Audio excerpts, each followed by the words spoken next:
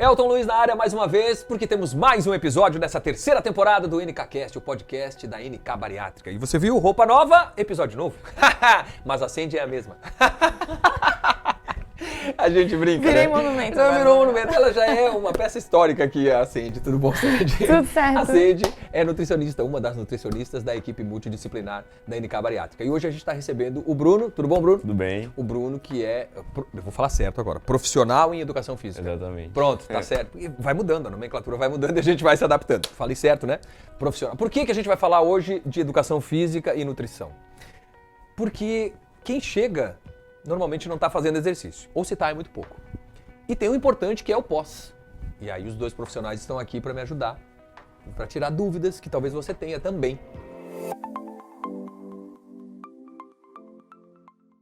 Que o pessoal que chega, normalmente, ou na sua maioria, não está fazendo exercício nenhum. Não é, Bruno? É por aí? Tu já chega lá, não, eu já tô aqui, tô obeso. A pessoa que procura esse tipo de cirurgia, geralmente ela já vem com vários bloqueios, né? Psicológicos, primeiramente, né? Então é muito difícil alguém que tenha a real noção do quanto o exercício é importante, tanto num pré e principalmente num pós uma cirurgia bariátrica, né? E o exercício físico, ele tem essa função gigante de importância, porque ele vai potencializar os resultados da cirurgia, né? E aí acho que a Sandy também concorda comigo, porque as pessoas acham que é apenas cheguei lá, fiz a minha cirurgia, vou sair belo e formoso e adeus. Agora não vou fazer mais nada. A minha vida vai mudar por ter feito uma cirurgia. Sim. Só que se a pessoa não se compromete com ela mesma, ela pode até voltar a ganhar todo aquele peso que ela vai perder, né, durante aquele pós aí da cirurgia. Tu fala isso logo de cara? Da importância? A gente consegue mais ou menos ter uma noção, até pelo próprio histórico que ele vai comentando, né? De quantas dietas ele tentou fazer, se realmente ele já fez algum tipo de exercício. E ali no pré, eu sempre pergunto, tá, mas hoje você pratica alguma atividade física? E a maioria das respostas são não, né? E justamente, além disso, muitos deles têm problemas articulares. Então, dores articulares ocasionadas pelo sobrepeso. Exatamente. Aí é joelho, tornozelo, quadril. Coluna deve ser muito, né? E uma coisa que potencializa essas dores é a falta de massa magra no corpo. Me explica isso. Primeiramente, tá? Não vou nem falar sobre estética aqui, que eu acho que seria um dos últimos fatores que a gente poderia citar. Perfeito. Mas para manter a massa magra que o paciente vem no pré da cirurgia. Então, eu tenho pouca massa magra, mas ainda tem alguma massa magra porque ele precisa sobreviver, né, para realizar as atividades da vida diária. Então, assim... Ela existe. Ela existe, tá, né? Abaixo da camada de gordura. Exatamente, mas ela existe. Então, essa massa magra que está existente ali é que está ajudando ele a desempenhar as funções do dia a dia. Correto. Como é uma cirurgia que é agressiva para o corpo, de alguma maneira, né? Eu preciso fazer com que esse paciente precise reduzir ao máximo a perda de massa magra. Porque quando tu faz uma cirurgia desse tipo, o teu corpo não consegue pensar assim, agora eu vou escolher somente gordura para perder. Sim. Junto ali com toda essa massa gorda, vai muita massa magra, vai massa óssea também, que é importantíssimo, né? Ah, é? Isso eu não sabia. Exatamente. O corpo não consegue ter uma diferenciação, né? Então, por que o exercício, onde que o exercício entra? O exercício é quem sinaliza para o corpo que, não, deixa a massa magra aí no cantinho dela, tá? E começa a mobilizar só essa gordura. Só o que nós não queremos. Exatamente. Você viu que você precisa fazer exercício. Não adianta, não vai fugir.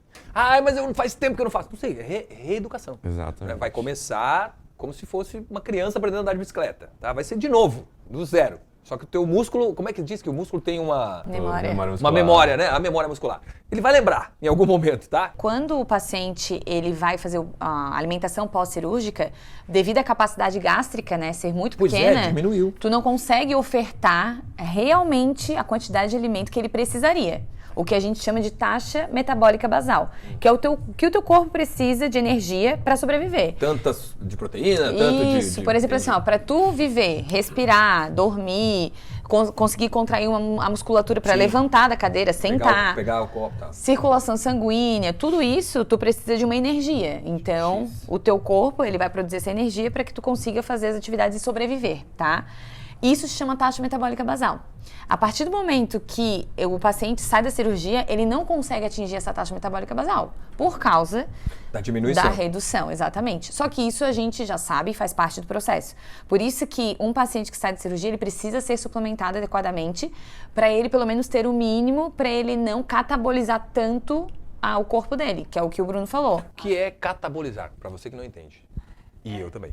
É assim, ó, queimar. Pensa que tu tá queimando, Pronto, né? já definimos, tá? Catabolizou, queimou. Se o nosso cérebro soubesse, né? Não, o que tu precisar de energia só vai no que tá armazenado em forma de gordura. E aí seria ótimo, mas não é a realidade. Não então, divide, né? o corpo ele vai também tirando de outras fontes, que seriam massa óssea, né? E a questão até da musculatura, que em si é o que é trabalhado no exercício. Por isso que depois de 30 dias de cirurgia, o paciente já pode fazer o exercício. Ou seja, aí volta para os teus cuidados de até o limite desse paciente. Exatamente. E na verdade esse limite ele é bem baixo no início, né? Porque o meu paciente está muito debilitado. Certo. Então assim, às vezes o treino da pessoa vão ser 2 ou 3 séries de 2 ou 3 exercícios. Ou seja, mínimo mesmo. Mínimo possível, né? Até porque essa pessoa não tem como me ofertar, ela não tem energia no corpo para conseguir realizar um esforço máximo ou submáximo. Então ali, esse papel do exercício físico vai ser, como eu te falei antes, para sinalizar para o corpo que eu preciso guardar a massa magra que eu tenho. E aí, com o auxílio da Nutri e com o passar do tempo, com esse paciente ficando mais forte e conseguindo me ofertar mais energia, aí eu vou começar a entrar com um treinamento um pouco mais específico, um pouco mais evolutivo, vamos dizer assim, né? E uma coisa que é bem importante deixar claro, Elton, é que às vezes o paciente sai 30 dias liberado, eu vou fazer dança, eu vou fazer... Calma. Vou fazer caminhada. Tudo ajuda, só que assim, se eu pudesse escolher uma atividade para o paciente fazer, seria a musculação. Porque a musculação, nada sinaliza o ganho de massa magra, né, como a musculação. Daí a gente pode até entrar num dos princípios, que é no princípio da adaptação.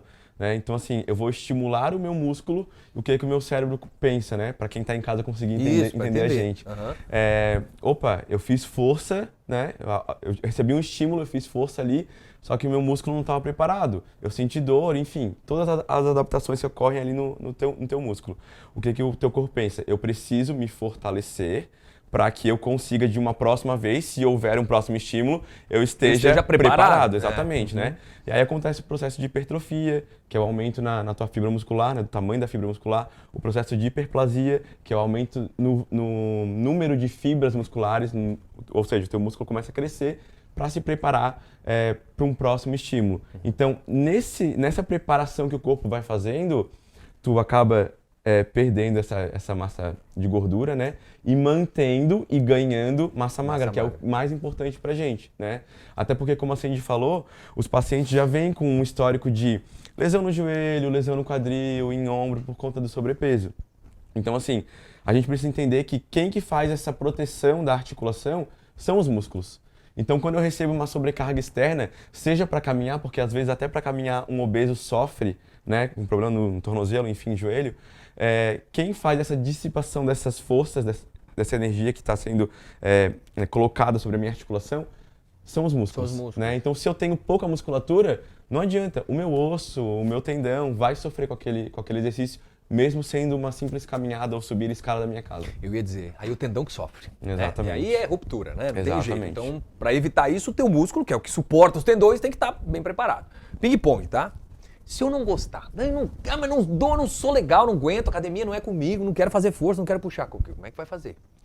Eu penso que assim, se a pessoa que vai procurar um procedimento desse, ela não tem o mínimo de comprometimento nem com o pós, sabe? O que ela tá fazendo ali? Como nos outros episódios ali a gente pôde falar com a psicóloga, né? Às vezes a pessoa chega, ela não sabe nem o que ela tá fazendo ali, não sabe porque precisa de um acompanhamento psicológico. Então, assim, a pessoa que vai fazer um tipo de procedimento desse, ela precisa entender e tratar o exercício físico como se fosse um suplemento que a Cindy vai passar, né? Porque faz parte. Ela não tá fazendo aquilo para se tornar mais saudável. Aquilo ali é algo obrigatório, então você precisa fazer, sabe? Quantas coisas que a gente faz no nosso dia a dia que a gente não gosta, mas a gente tem que fazer. Tem que fazer. Então tem que encarar o exercício mais ou menos dessa maneira.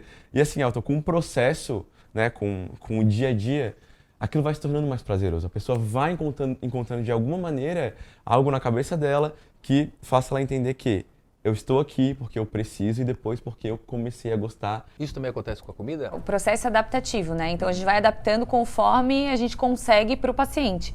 E ele, como ele vai tendo essa mudança até neuroperceptiva em relação ao paladar, então o paladar dele já vai mudando. Então muitas pessoas, às vezes, antes da cirurgia comiam muito doce e agora, após cirurgia, não conseguem mais comer doce. Elas vão mudando o próprio paladar. Então elas vão conseguindo se adequar. E até o corpo, ele é inteligente, né? Fisiologicamente, quando ele precisa de algum micronutriente, ele tem mais desejo por aquele tipo de alimento. Isso também ocorre. Tanto que a composição corporal, né, a gente falando dessa questão da massa gorda, que é da gordura, e a massa magra, que é a massa muscular, ela é fundamental na avaliação da pós-cirurgia. Então, assim, o paciente está fazendo exercício, está fazendo musculação, a gente não vai só mensurar o peso, a gente vai mensurar também a composição corporal. Como é que está o percentual de gordura desse paciente? E a gente tem análises para fazer, que é a utilização de adipômetro e a utilização também do ultrassom. Então, dessas duas formas, a gente consegue ver quanto de percentual de gordura hoje o paciente se encontra. Porque se ele estiver fazendo atividade física, se ele estiver fazendo musculação, ele vai melhorar a densidade de massa magra, ou seja, essa massa magra, ela pesa na balança, e daí, às vezes, o paciente diz assim, mas eu só perdi 8 quilos, por exemplo, em 2 meses, só 8 quilos. Mas ela perdeu 10 quilos de gordura e já ganhou 2 quilos de massa livre de gordura. Porque daí onde, claro, a gente não ganha só massa muscular, a gente ganha outros também tecidos, né, junto com esse ganho de massa muscular. Então, isso a gente já sente a melhora. E o paciente já vê que ele consegue dormir melhor, ele consegue se locomover melhor, ele tem menos fadiga. Menos dor. Exatamente. Ele melhora a questão da diabetes que a maioria dos pacientes tem antes, aí já não tem resistência à insulina por causa da utilização da glicose e a melhora da insulina no processo de hipertrofia. Então, tudo isso é um ganho para o paciente e ele sente essa qualidade após o exercício. Fora a suplementação também, né, que é muito importante. Obrigado, pessoal. Valeu. Não, peraí. Oi, produção? Peraí que a produção tá falando comigo. Só um minutinho. A gente tem um ponto aqui. É sempre assim que funciona. Tem novidade? Nós não podemos ir embora sem contar o que vai acontecer. Se você ainda não sabe, saberá agora e já pode buscar em todas as redes sociais, em todas as plataformas da NK Bariátrica, porque nós iremos lançar o NK Run ou a NK Run. O NK Run porque é um evento e a NK Run porque é o quê? Corrida. E aí a gente já vai se exercitar. Você que já passou com a equipe, vai conosco. Você que ainda não passou, vem também. Já tira a dúvida. Vamos nessa? Vamos nessa. Vou comprar meu tênis. Até a próxima.